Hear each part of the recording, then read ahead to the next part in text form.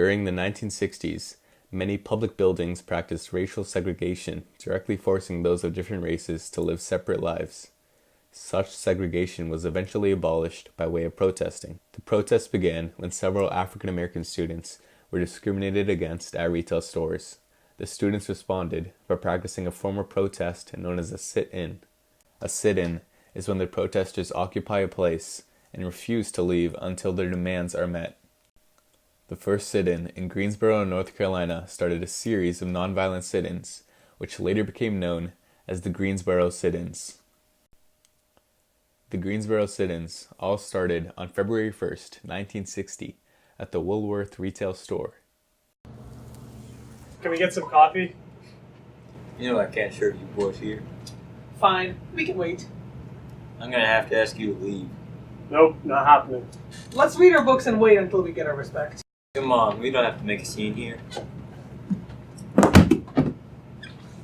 You want a book? Sure. No! Some people didn't expect the protesters to come back, but they did. Not only did they come back, but the protesters protested at several other stores. One of the other stores targeted by the sit-ins at Greensboro was the S.H. Kress retail store, shown in the following video clip. Sup, Desmond? Yes? Can I get a drink? You're gonna have to find somewhere else to get a drink. I guess we're doing this again. Fine.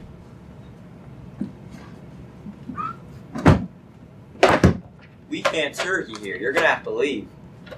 We are live in the somewhat great city of Greensboro and its very own S.H. Kress retail store. I'm going to interview some of the protesters that are here today. Sir, can I talk to you over there for a second? Of course. And please tell us your good name. My name is Joseph McNeil. And describe to me, please, what you are doing in this store today. Well, as you can see here, all the store's employees are racially discriminating. They're giving whites a higher priority than us African Americans.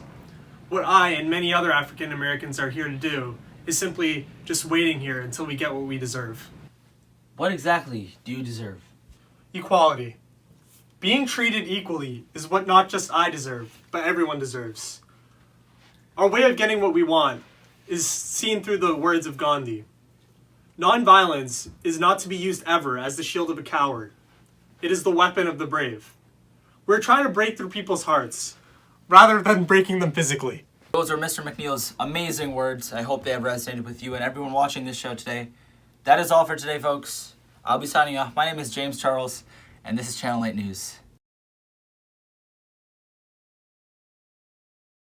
So thank you for coming into the studio today. It is my pleasure. Would you like to introduce yourself to the audience? Sure, my name is David Richmond. Nice to meet you, David, and how are you this fine evening? I'm great. I just wanted to start out by saying thank you for having me on the show.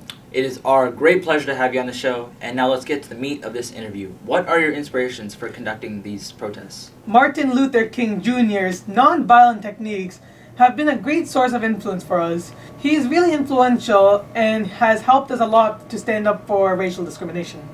How so? Well, listen to this quote by Martin Luther King Jr. "We, who engage in nonviolent direct action, are not the creators of tension. We merely bring to the surface the hidden tension that is already alive." He's been a great leader in this community, and we are all in debt of his greatness. Right, that is very deep. And now, what does one like you gain from doing these protests? Well, we want to be equal to others in society. We want to have the same rights that everybody else in this country has. And now, who will help you achieve those goals? Well, we hope that everyone can join the cause. Everyone that hopes for equality will join in and help us, whether they are white or black. So, after all of this has been said, what is one thing that you would want the viewers to take away? I want viewers to please get over their fears and help us and many others that are suffering with the hardships. Welcome back to everyone's favorite news segment. Let's get started, shall we? Burst meme. We have 4 people sitting in chairs. Pretty lame, right? Ha! Not? It shows how these events not only affect the people of Greensboro, but the rest of the U.S. See these shadows? They show influence that these 4 people have over many other states. These 4 people started something and soon got thousands of others to do the same thing as well. I'll give it a 5 on the cartoon scale. Next meme. This next one is quite humorous. Let's analyze what makes this funny. As you can see, 4 guys are still there. 50 years later. Now that's comedy. In the photo, you can see the people sitting at the counter, being taunted and harassed. In the background, there are people throwing food and water at the black people and the white supporters. This photograph depicts many African American individuals partaking in a non-violent form of protesting known as picketing. This African American protesters peacefully promote their cause by writing phrases like "End lunch counter discrimination" or "Support North Carolina students." Over 3,000 African Americans were arrested for peacefully protesting. In other words, they were arrested for no reason. Take a look at this footage of an actual sit-in protest.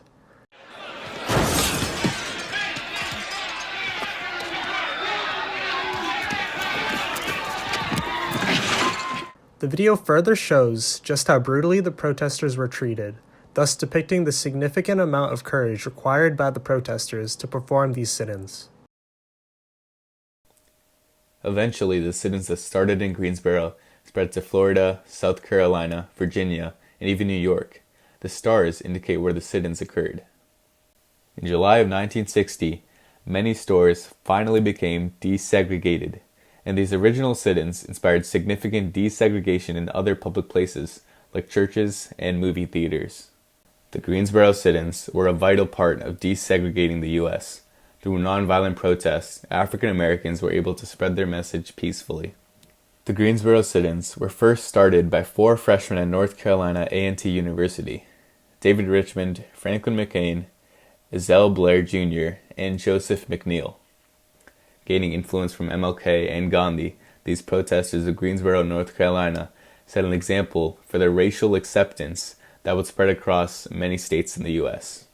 The 4 African American individuals that paved a path towards this racial acceptance are now honorably referred to as the Greensboro Four.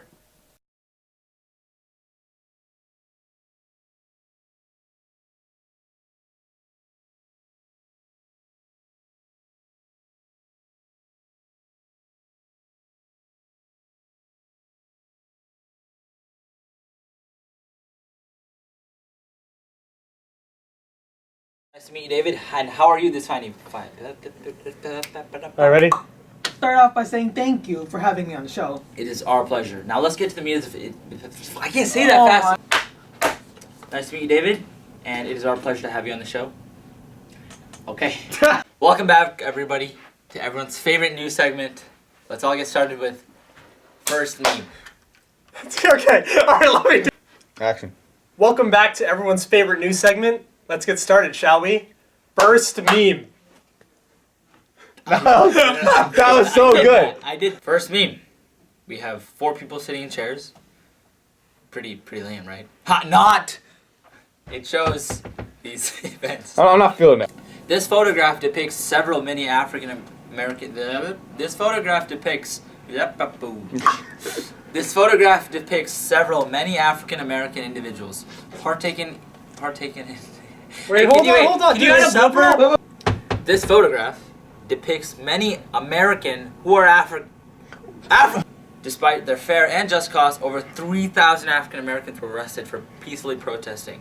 In other words, they were arrested for no reason. That was perfect. Okay, go. Sorry. I'm gonna put that in the bloopers. You should put the part where you said you're gonna put that in bloopers. What? Alright, ready? Here we go.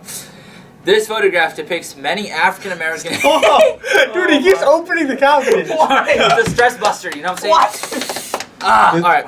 This photograph depicts many African American individuals. You handing your hair?